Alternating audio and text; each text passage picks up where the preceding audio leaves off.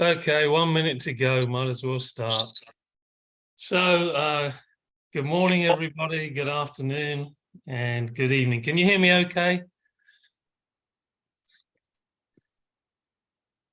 Just bring the... all that. Welcome to Harmonize2Energize. My name is Terry Matthews. I've been hosting Harmonize2Energize since 2019, when it was live at the Scottsdale office. And that's when I worked with Thais, who jumped in a couple of weeks ago. And then when the pandemic came along, we went online, and we've pretty much stayed online. Although, you know, I am considering the possibility that I will have a live group in my house as well as having you online, because I know some folks like to actually physically practice with the presenter. So that's another idea that's coming up. But anyway, welcome everybody. And a warm welcome to anyone who's completely brand new. Wave your hand if you can. If you don't have a hand, wave your foot or your tush. And JIN SHIN JYUTSU is the theme that I've been mainly working with. Although, as I was saying to Winnie earlier, I'm beginning to branch out so that we may introduce other modalities. We may do it on the same day, or we may do it on a different day. But JIN SHIN JYUTSU, for the most part, is what I teach on Harmonize2Energize. The art of the creator through a compassionate human, brought to the West by Mary Eno Burmeister via her teacher, Master Jiro Murai from Japan. JIN SHIN JYUTSU is a way of harmonizing what is called life energy, prana, life force, chi, ki, depends on the culture that you're familiar with. And this energy, for want of a better description, moves through the body in energy pathways, which acupuncturists call meridians, and we call energy pathways. And they all relate to different functions and different frequencies and vibrations, organ systems within the body. It's quite broad in that context, but overall what we're looking at is the densification of energy at different frequencies and vibrations, solidifying as it changes its frequency and vibration, and taking form. And in JIN SHIN JYUTSU, as it moves through these energy pathways, we have what we call safety energy locks, which basically tweak how much, the amount of energy and the quality of energy that goes through our bodies. And when I say the quality, that also relates to our thoughts and words and deeds. And JIN SHIN JYUTSU embraces that by looking at the energy locks that are prevalent at the bust line or at the waistline and hip line area of the body. So there's all these subdivisions of energy. And as the energy comes down, it eventually takes forms like us, and plants and animals, the sun and the moon, even though they're at thousands, millions of miles away and whatever, they manifest, they dense down to a certain frequency, which allows them to be perceived as a more material existence. And today, when we talk about the energy of the spleen, we're actually talking about an organ function that receives energy from the sun, actually, the manifested form of the sun, the prana or life force coming down from the sun, which comes into the body via the spine, and then the spine distributes it. And sometimes people are familiar with the term chakras, spinning vortexes of energy. The distributors, those of you that know about electrical or engines, car engines, they have distributors. The energy comes in through the battery, and the spleen is like a battery. It's a solar battery, and it receives from the distributor, the main central spine, a certain amount of energy, which it stores, and that is at the frequency of solar energy. The solar plexus chakra sends that energy to the spleen. If that all sounds confusing and convoluted, okay, breathe out, because one of the foundational laws, if you like, guidelines, if you will, of JIN SHIN JYUTSU is, in order to be more aware, we need to empty ourselves of what we no longer need, or at least to create a space within our consciousness to receive more energy, more wisdom, more awareness, so that we can perceive things perhaps that we haven't perceived before. And with that expansion, that space, which we will in JIN SHIN JYUTSU call the ninth depth, and Mary Burmeister used the word depth to describe consciousness. When we create space, we can be filled. We can block, we can resist, but when we resist, these energy fields, which we've been talking about, don't function so well. And JIN SHIN is an art of harmony, and harmony is all about balance. So if you're blocking one level and not the other, it's out of balance, it's out of harmony. It's not about being perfect, it's about being in harmony. And, you know, there is harmony in imperfection. Don't think about that too long, just breathe out. Each level of how we describe things has a balance. So there's a balance of perfection, there's a balance of imperfection, but in the end, the words are meaningless because it's all one. It's just energy vibrating. In JIN SHIN JYUTSU, the energy as it moves through the body, it vibrates in a positive circulation, clockwise, all the way down the front of the body, and then all the way back up, always in a positive direction, if that makes sense. If it doesn't, breathe out. And so today, as what I always tend to do, is I like to practice, even though I might sound as though I like to talk a lot, I like to practice JIN SHIN JYUTSU. And I like to do it using a system that Mary Burmeister created, or was able to download into her consciousness, the 36 breaths. And the way Mary talked about it was that as that energy denses down, it goes through different frequencies, subtle to dense, and she subdivided them 4 times. And it was from the 8th depth, the source, to the 7th depth, the light, to the 6th depth as the energy enters the spine, and then the 3rd depth as it enters the liver, which in JIN SHIN JYUTSU is the main organ that distributes energy to create all the other organs. However, in traditional Chinese medicine, they're going to tell you something slightly different. They can tell you that the spleen is the core, is the center, which feeds all the other organs. I'm not going to argue with them, because Jiro Murai also studied traditional Chinese medicine, who taught Mary, and he was highly clairvoyant. And the understanding is he saw things slightly different from the TCM people. Embrace them both, because at the energy level, they all do work within one another, wills within wills. And the spleen does indeed distribute energy. And the season related to spleen energy is what they call late summer or Indian summer, the last 10 days of each season.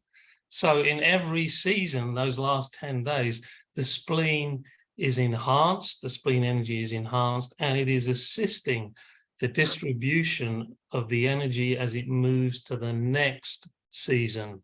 So it is doing something, to do with distribution as well. It's just understanding at what level it's doing that. And the more you're open to being flexible about your understanding, and as you expand your awareness, you say, oh, I get it. There's that relationship. And often Jin Shin Jyutsu is described as a study of relationships, energy in relationship to other energy, whether it's subtle or manifest. So well, it's up to you.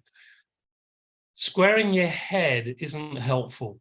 The mind loves to carve everything up and say, well, if that does this, then that must do that. Not necessarily.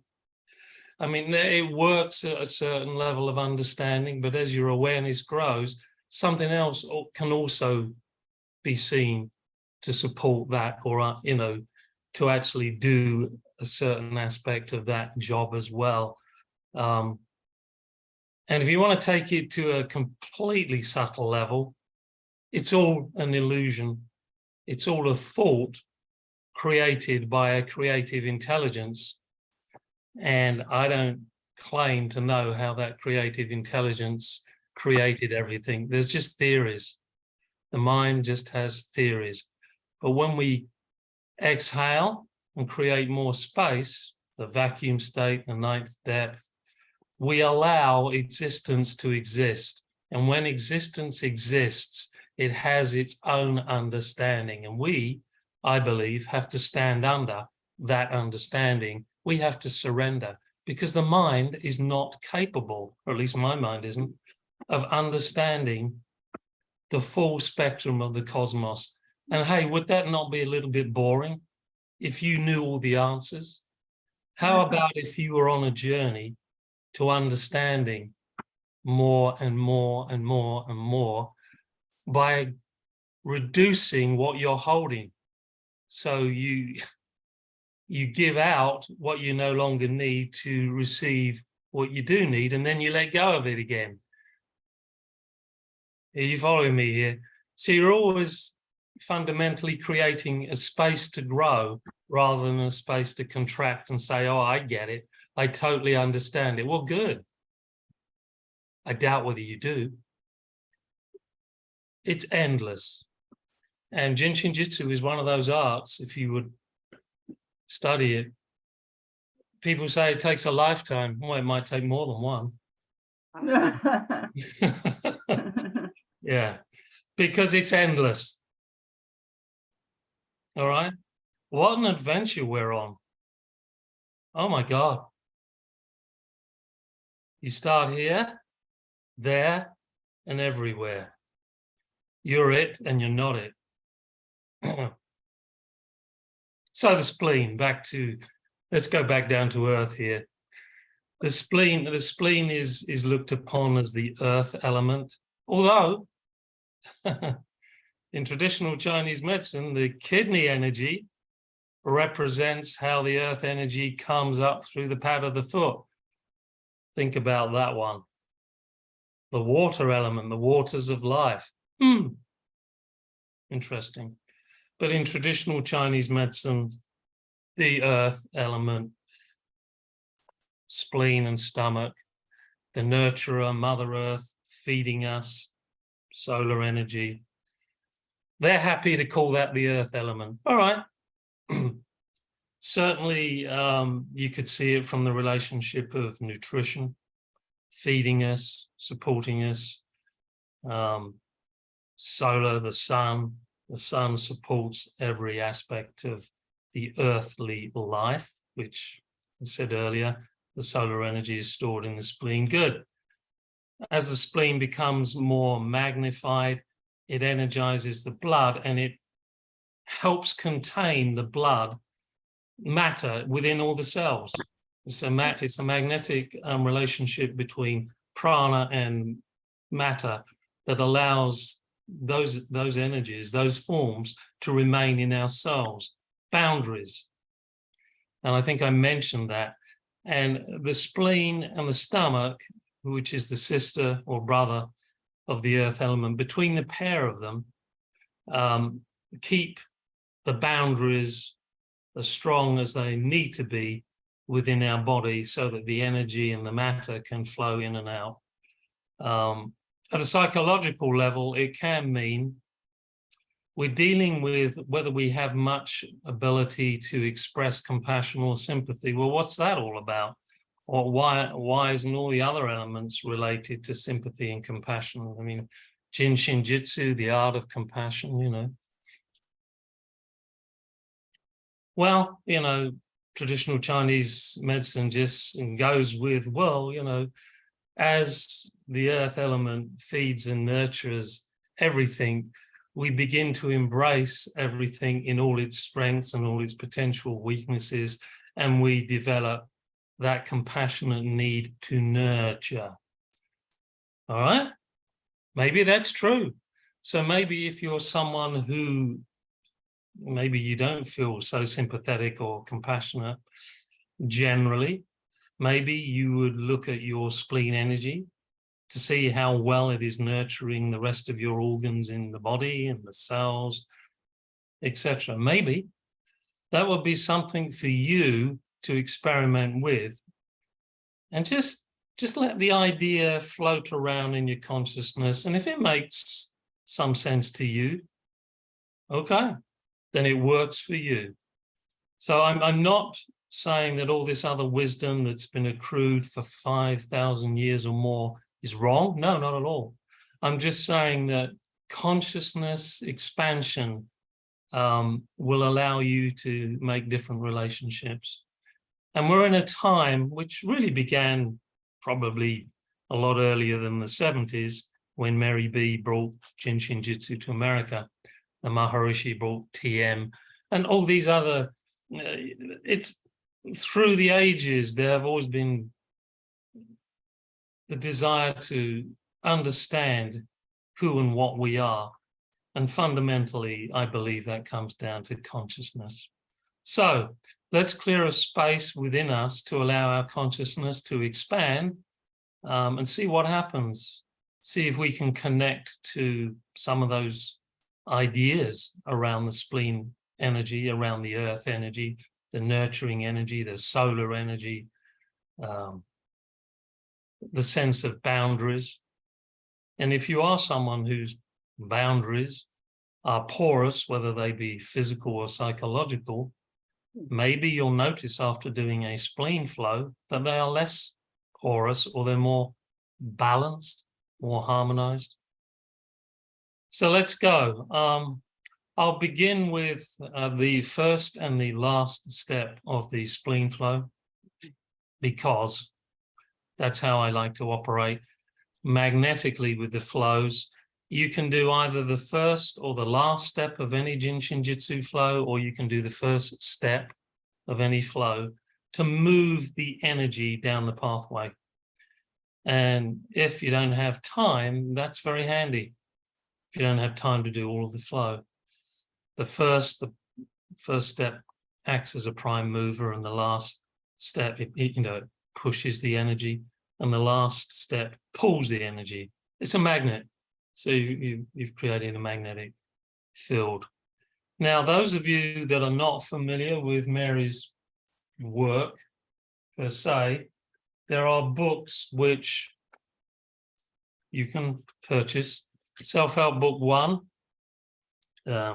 page 39 to 40, deals with the understanding of the spleen flow and the map of the spleen flow. The Touch of Healing by Alice Burmeister and Tom Monte, that will give you an understanding of the spleen. And the Mortraud Rieger Krause's books, cards, well, it's a little book, which I don't seem to have with me anymore. I don't know where it went. But these flashcards. So there's 3 different ways for people if they want to begin to study JIN SHIN JYUTSU, and they're all good. I recommend anybody who wants to study JIN SHIN JYUTSU in depth, get all 3, because each author has a different perspective on certain levels, and put all 3 together, and 3 is the number of unity and harmony, and you've got 3 different perspectives, the triangle. It might give you a more expanded view. So I think I loaded some slides. Let me see if I did.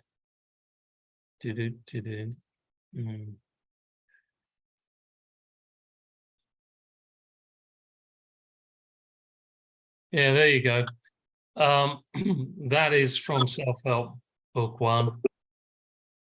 Yeah, I know I'm screen sharing. Thank you. Can you mute yourself? Anybody who's not muted? So this is for the right side flow of the body. And those of you, can you all see this? Just raise your hand. The left hand here, okay, palm side or back of hand is at the base of the spine, the coccyx. It's just going to go there, all right? Left hand. The right hand is going to go on safety energy lock. Let's move along here. Can you see it down there by the ankle? Safety energy lock 5. And if you notice, Mary put a circle around a certain of those crosses. Why did she do that? It's because you don't have to actually use those points if you don't have those safety energy locks, if for whatever reason it's difficult, or you can use them if it's too difficult to go down to the ankle, which for some people it might be. So they're like flexible positions, if you will. So choose, certainly left hand on the coccyx, and then the right hand, you're going to choose either the inside ankle, the inside of the knee, or the pubic bone. Does that make sense? And what we're going to do is we're going to do 9 exhalation inhalations. And an exhalation is a breath from the back of the head, down through the hip, to the feet. So you exhale. And there's no particular style of breathing required, in through the nose, out through the mouth, whatever comes natural to you. Just breathe out. Allow that energy to travel all the way down. And in this case, it's going to go to the ankle. And in the inhale, we're receiving the life force, we're receiving the breath.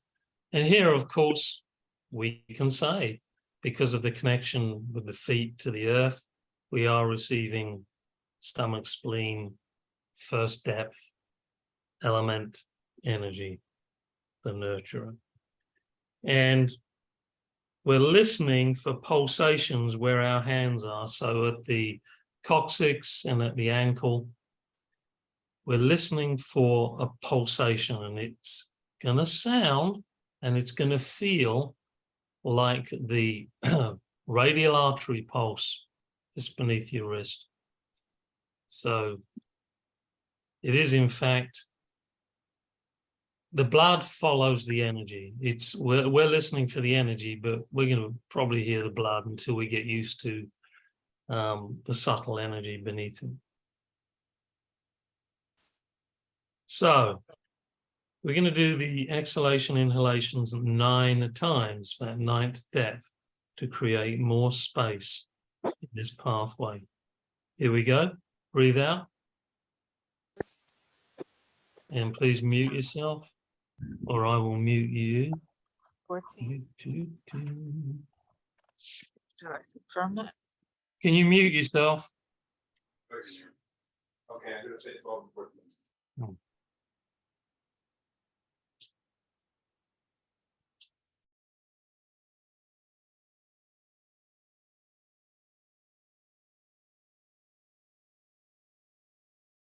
All right, here we go.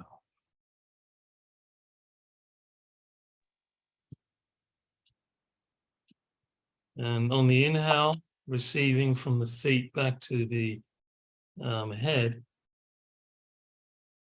just receive, don't force it.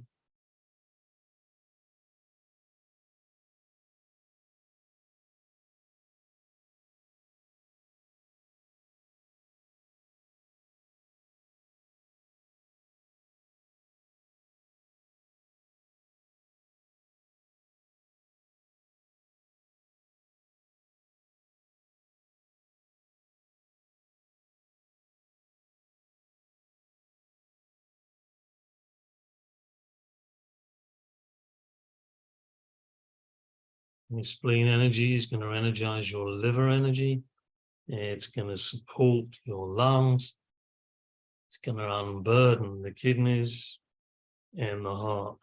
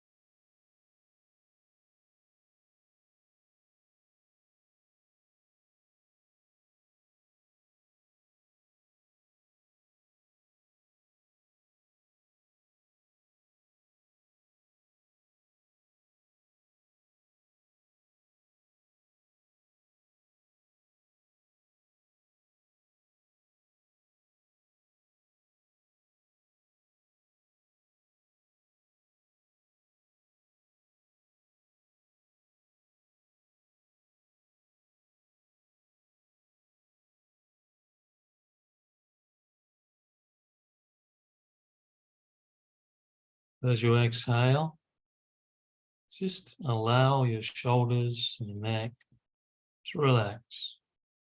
Spleen and stomach energy, well, all the energy pathways go up through the neck. We can keep the neck shoulder area as relaxed as possible. That will help.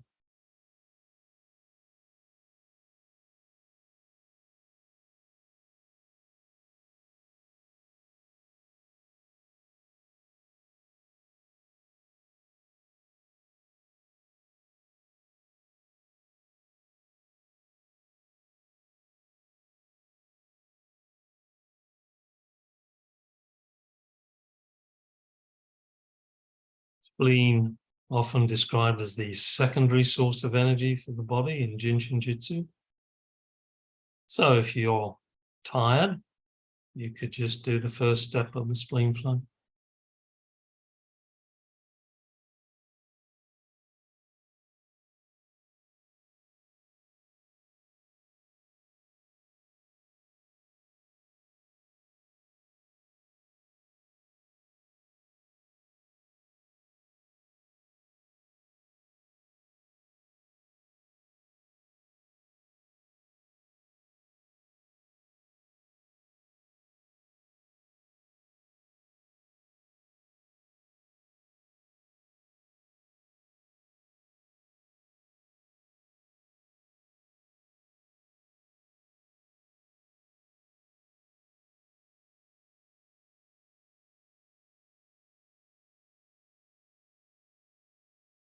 But the message of the spleen flow is to nurture,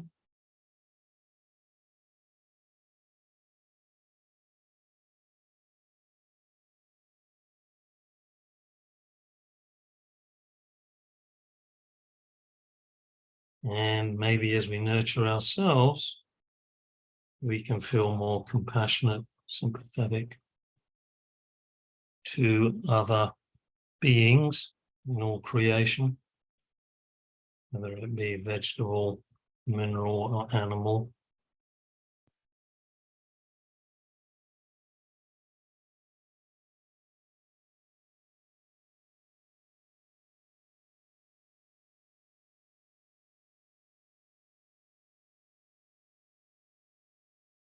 And when you reach the 9th exhalation, inhalation, just pause and just observe how you feel.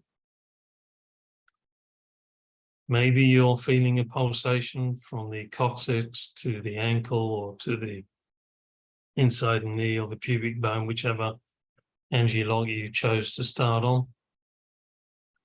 Maybe not. Don't panic.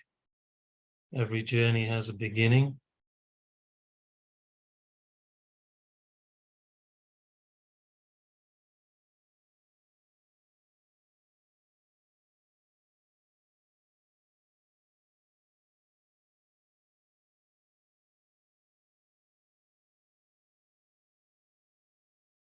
And just quietly observe. Maybe take a note of what you experienced, how you're feeling. Could you relate to any of those descriptions of the spleen's fundamental message or not? See how you felt. Now, the next 9 exhalation inhalations are the last step of the spleen flow. And in order to do that, we take the hand away from the coccyx and we place it, as you can see on the diagram. It's going to be, in this case, sorry, we don't take the hand away from the coccyx. We take the right hand and place it on the left rib cage, which you can see there. Then we take the hand away from the coccyx and we're going to move it up to here, which is safety energy lock 22, underneath the shoulder girdle. So you look like this. Both hands are parallel to one another. That's the last step of the right side spleen flow.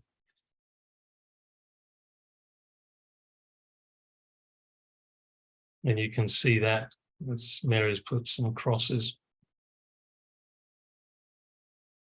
And then we just do 9 exhalation inhalations, holding these energy locks.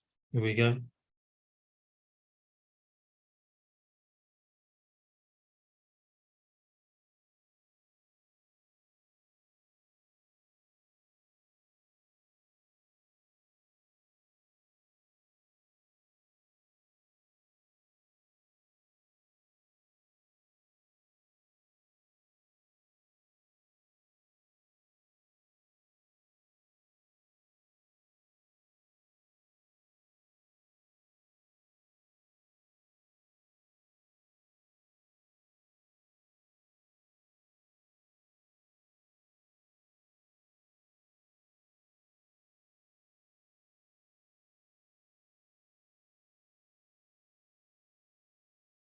Be aware of how well you feel connected to the ground. Remember, we're talking about what we call the earth element. So feel the ground, feel your center, feel your earth.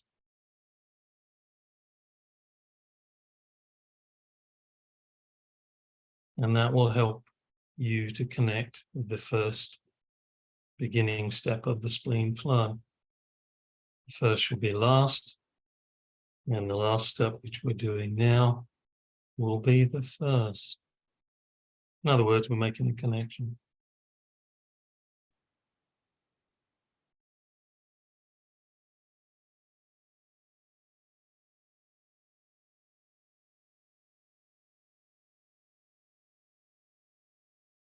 Relax the shoulders, the neck, the hips, the legs. If you can feel the release of energy to create more space so that you can expand as you receive Mother Earth, spleen, quality energy.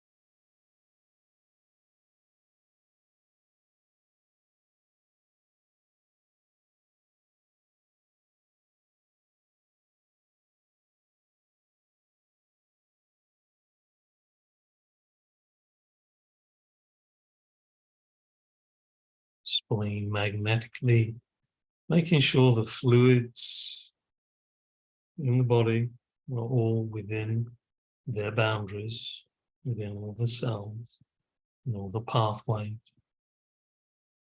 How does that make you feel? More centered, more solid, more grounded, or not?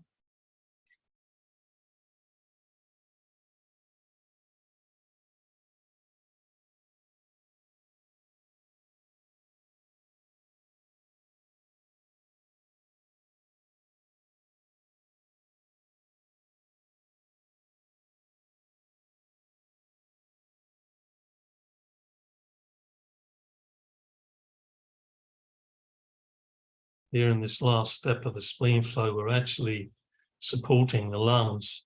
Our right hand is actually on the spleen area, and our left hand is on a lung energy field. Safety Energy Lock 22 is also lung 1. So we're actually supporting our bus line at the same time as we're moving energy in the waistline.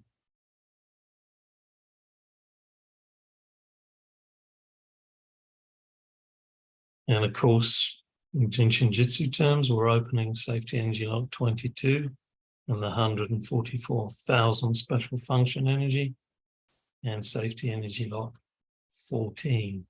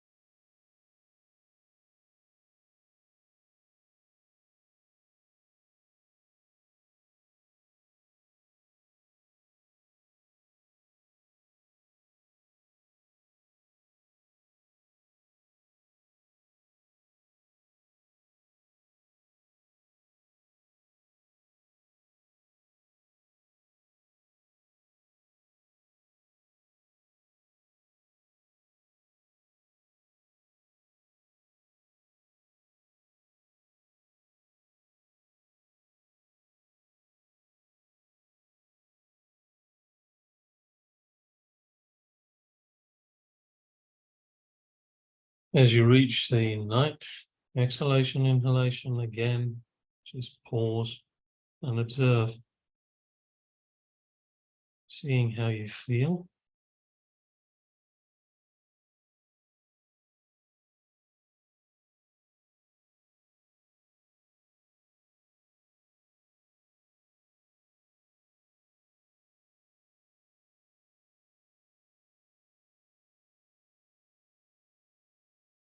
Saturn is the planet that governs first depth, stomach, and spleen.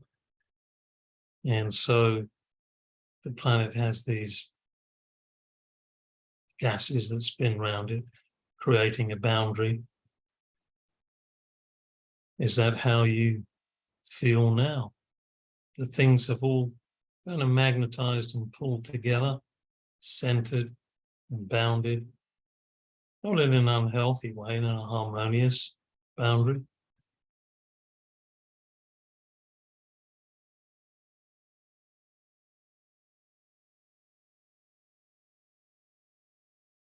And do you feel more compassionate? So all these are just ideas that may or may not be relevant to you.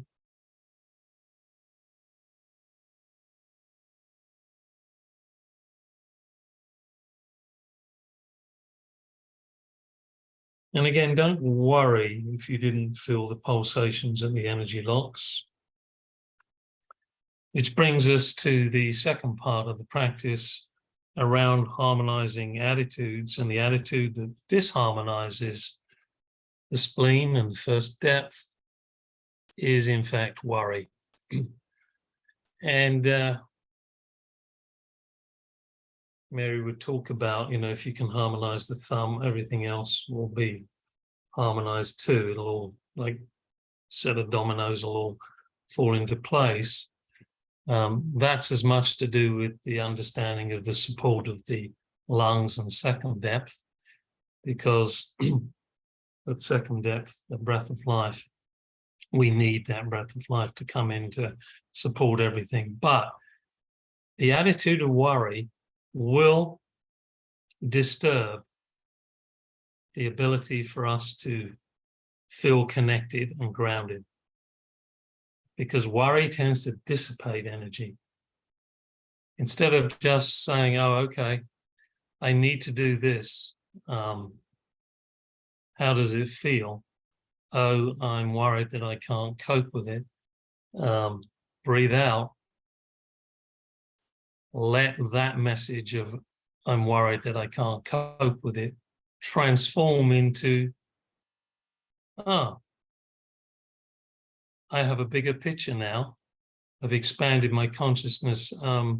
Where the spleen sits, the waistline is all about the mind and thoughts, and spleen and stomach do govern the thoughts in that level. You know, when we're worrying, we're churning over our digestive system. So learn, if you can, if those worries come up, number one, exhale. And the quick route is to hold your thumb, left or right. If you really, really are worried extremely, there's another sequence which we'll do afterwards. But start with your exhale, hold your left thumb, let go, and allow the harmony and the centeredness of the first depth energy of stomach and spleen to hold you in harmony. So we're going to do holding the thumb for 9 breaths. Sometimes it's helpful to go to the sides of the thumb and see which segment of the thumb is more tender than the other, but you can always hold the complete digit. So close your eyes, drop your shoulders, and exhale. Let the energy move down from the head, through the hips to the feet, and then from the feet through the hips, back to the head. And that is 1 breath. 8 more.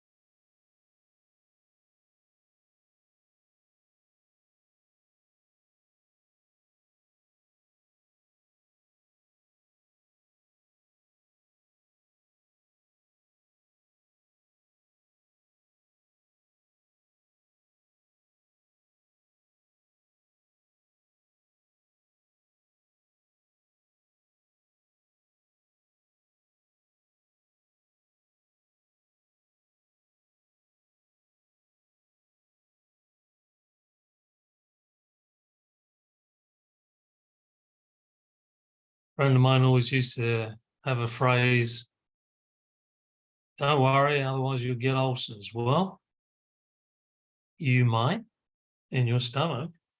You might get a stomach ulcer if you over worry, because you'll create all this extra heat, this energy, which will inflame the stomach lining.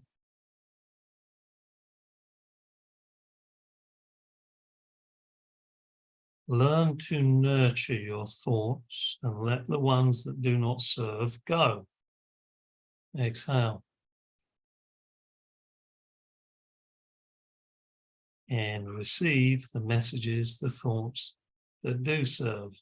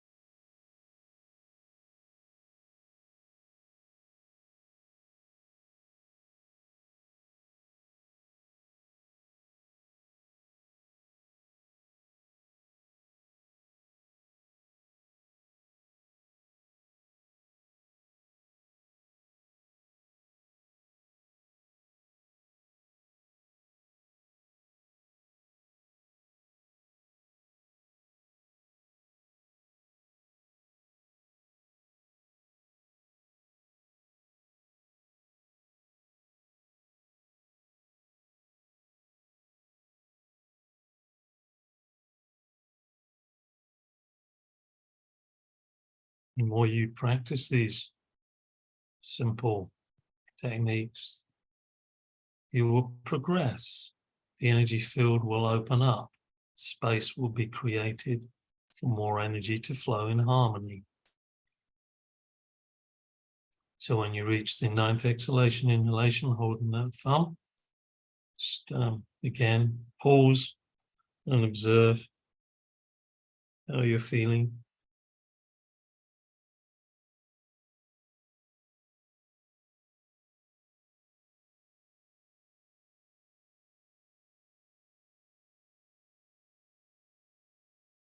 Notice if you feel more connected to the ground beneath, more centered around your solar plexus area, more energized. Just whatever. Now, if worry has plagued you for many incarnations, Mary has a simple way of harmonizing that more long-term, chronic, for want of a better word, form of worry.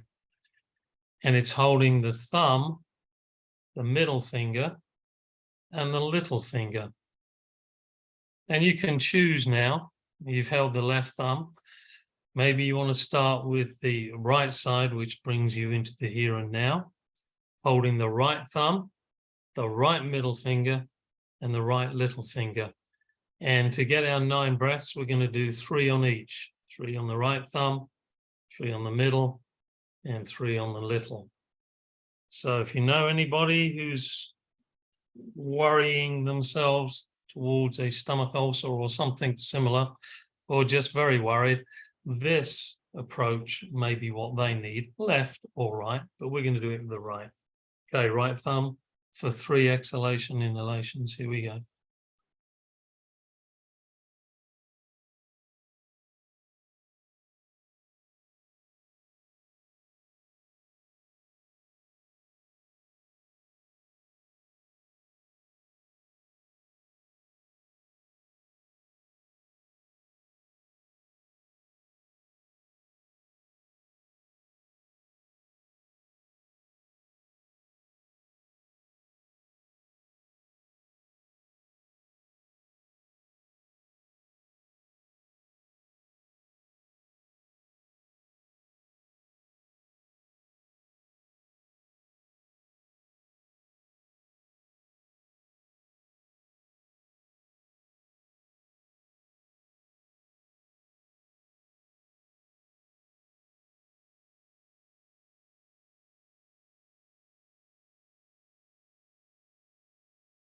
And in your own time, move to your right middle finger.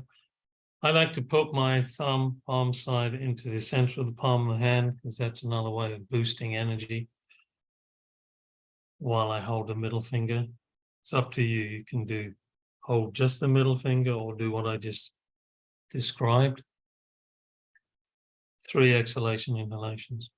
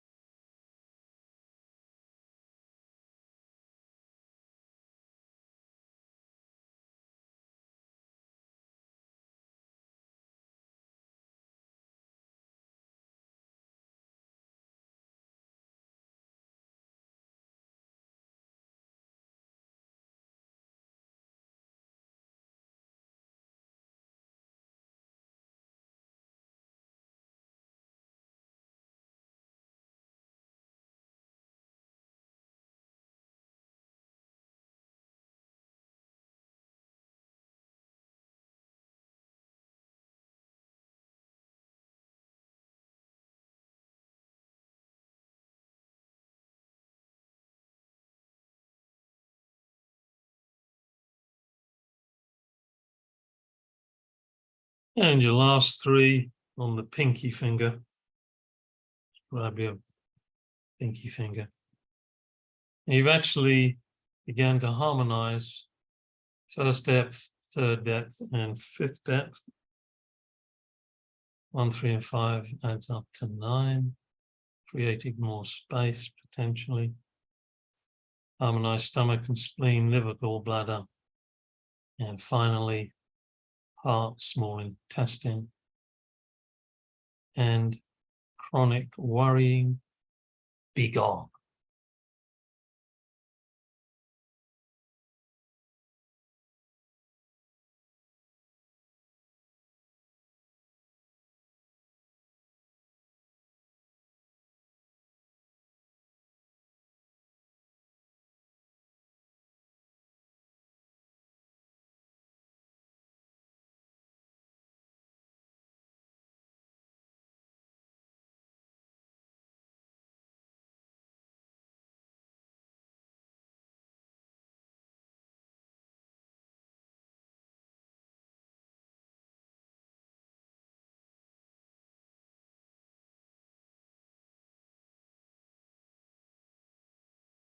Now, you may notice because you've invoked energy fields in other organ function pathways, maybe you'll now observe some sensations in different parts of the body to what the spleen and stomach relate to. It's okay.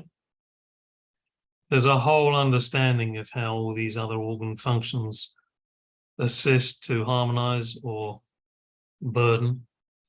And what we've just done is to unburden and support. First step, spleen, stomach energy, by just holding those three fingers. Okay, that's it. How are you all feeling? Not all at once. Let's have a look in the chat.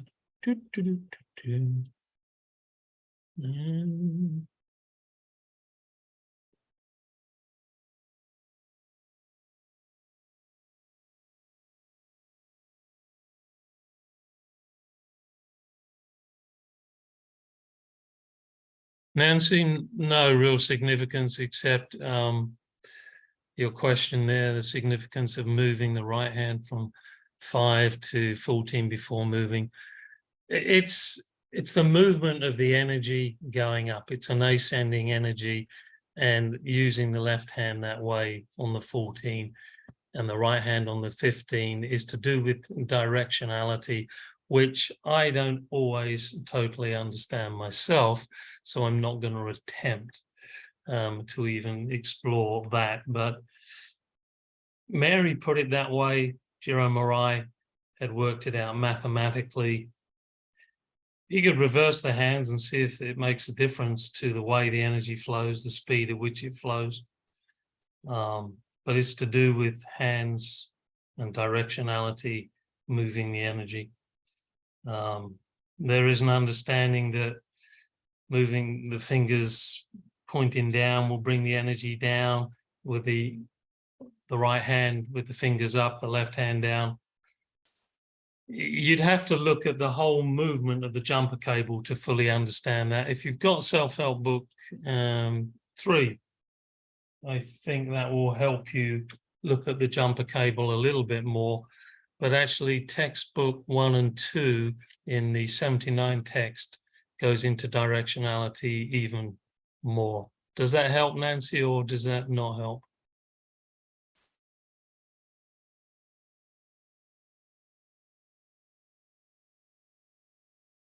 Nancy?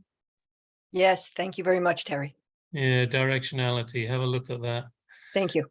It's not an area that I have any great expertise in. And as I say, I think a lot of the instructors are still exploring that.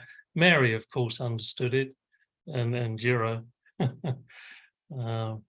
You'd have to play around with it. I wish I could, sit with someone who's explored that whole area, much like a physicist, and looked at how the energy moves in the different directions as the hands are placed differently. It would be fascinating.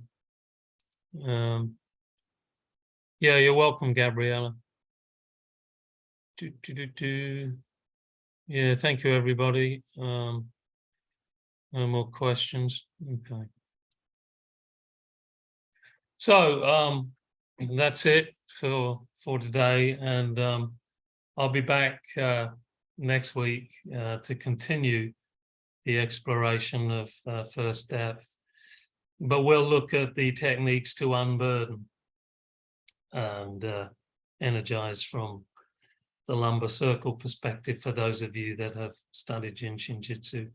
And then, all going well, July the 14th, Mary Jesus Chus Arias from Spain, who is an instructor, is planning to join us.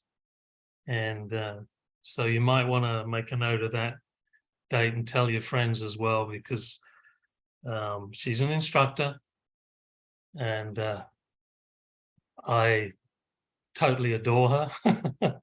She actually is an extremely wise individual. She is a medical doctor, an acupuncturist. She has a lot of wisdom. And those of you that have watched the 2-hour webinars that she's done, very generous what she teaches and what she gives. So put it in your diary, or wait for the replay, which reminds me that the replay will be with you within 24 to 48 hours today. If you want to look at it once more, or if you know someone that might benefit from it.